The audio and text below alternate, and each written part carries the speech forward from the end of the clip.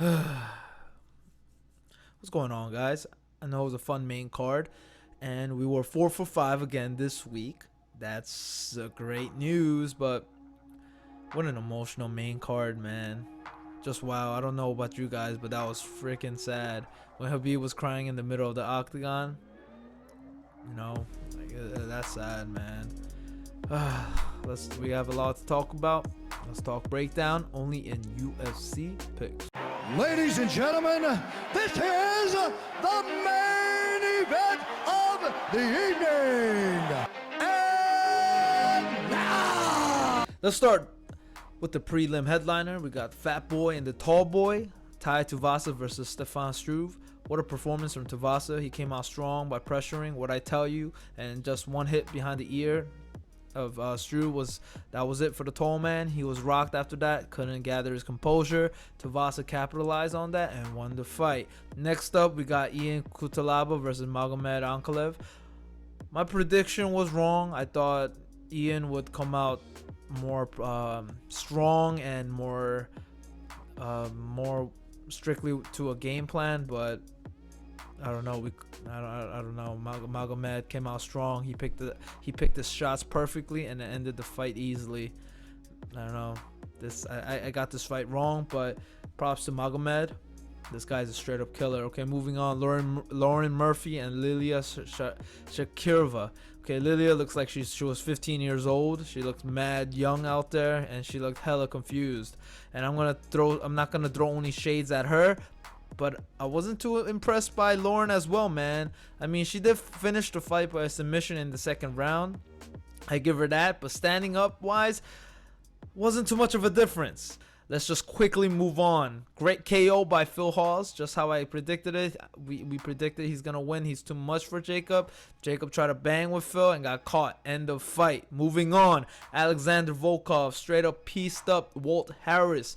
Fight didn't even last enough for Walt Harris to get tired. Volkov pressured him and countered every strikes Harris drew. And whenever they exchange, Volkov had the better of the exchange of all the exchange. Volkov, like my prediction video, he used his height and reach to escape big shots. Volkov also raised his guard all the time, making it hard for Walt to catch him. Then later in the fight, Volkov caught him with a front kick to the stomach that ended the fight. Great fight for the 8-foot giant.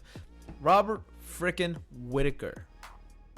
Alright, I'm gonna say it again. Robert Whittaker. His in and out game was too much for Jared Cannonier's stationary fight style, man. I've been telling you this. Whittaker's jab was eating him alive, making it difficult for Cannonier. Cannonier tried to engage, but due to Whittaker's constant movement, he made it hard. He made it almost impossible for Cannonier to get going. The combination that Whittaker prepared for Cannonier was just straight up amazing, spotless, loved it, perfect. Whittaker, after a 1-2, always followed up with a right high kick. From round one, he was setting this up, man. He was setting this right high kick up, knowing Cannonier would duck his head to avoid that 1-2, and just a matter of time, Whittaker he landed a perfect right high kick in the head, man, to drop Cannonier later in the fight. Telling you, man, Whittaker wasn't a good fight for Cannonier. Just the style wise, he was not a good fight for Cannonier, just because of his in and out game. Period. Great win by the former middleweight champion. I don't know if the results will be the same against Adesanya, but we know for a fact that Robert Whittaker is a winner, and he's a smart fighter, guys. He's a very smart fighter, and he will come with a good game plan this time instead of just lunging in for a KO in the first fight. That's not a very strong good plan, right, against Adesanya, someone that's so precise in their counter shots. That's not very good. So I believe Robert Whittaker will come out with a stronger game plan in this fight number 2, but only way to find out is to watch the fight, right? Wait for the fight. Now finally, Khabib's game never changed, man. You have to respect this dude, man. You have to. He did exactly what he told us he'll do. he told us he was gonna take him down. But don't get me wrong, the first round it was hard for him to take Gaethje down. But that wasn't Khabib. That was Khabib respecting Gaethje's power, right? Come on, man. Gaethje's a first round fighter. The thing is that he was very patient. He was very patient, knowing Gaethje's a strong first round striker. Wasn't rushing for the takedowns or even pressuring without care. He was pressuring, but he was always alert, right, of what Gaethje can do. So he wasn't forcing anything. He was just waiting for the perfect time. The crazy thing was that Khabib was trying to engage Gaethje with strikes, and Gaethje was just too worried being trapped behind the cage. We literally saw Gaethje running away from the cage when he was pressured, when he was getting pressured, trying to get the fight to the middle. There was no other plan for Gaethje.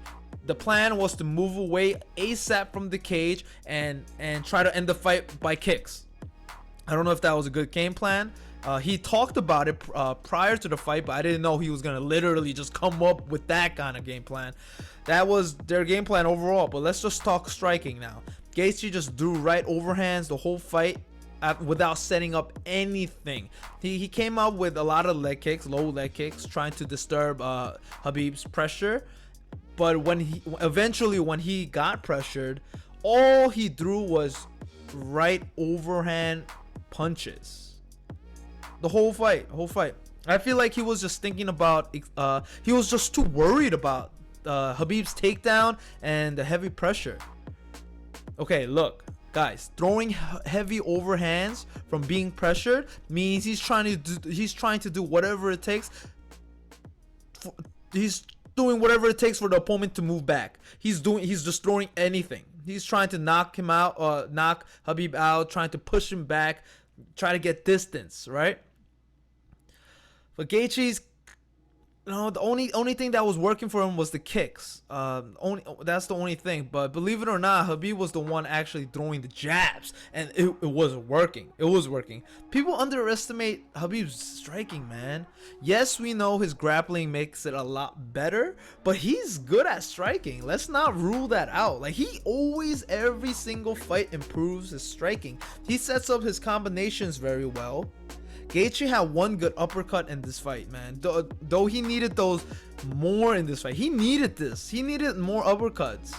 When you're fighting a wrestler, that punch is a go-to, man. Why? Because wrestlers tend to level change a lot, right? So when you level change, you could meet him up with a knee, uppercut, whatever. Right? It's just a go-to against the wrestler, right?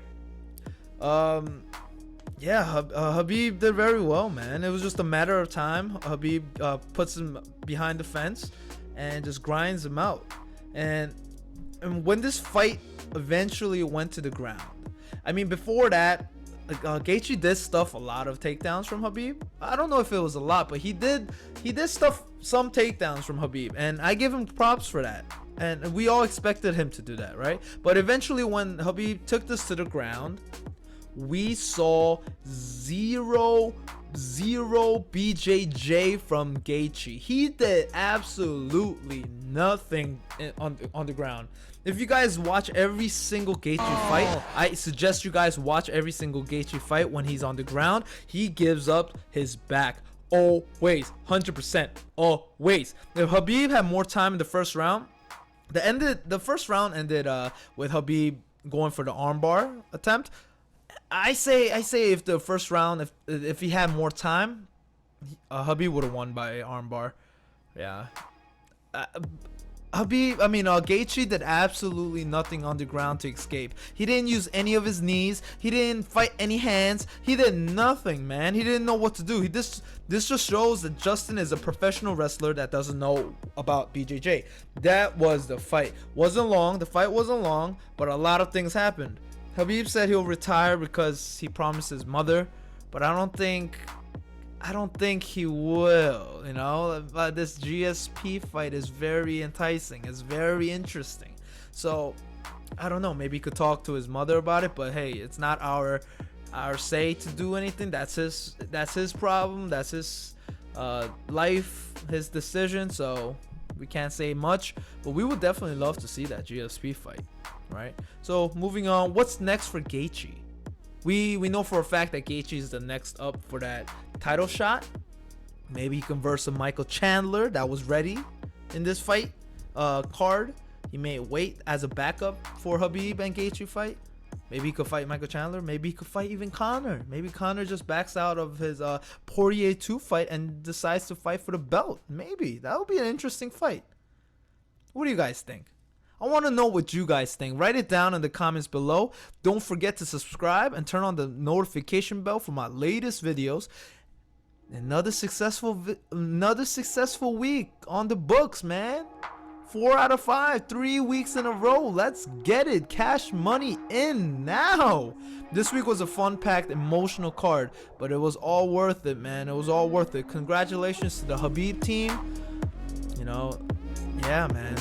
He deserves it, man. Rest up, and yeah, well, hopefully we'll see you soon, right?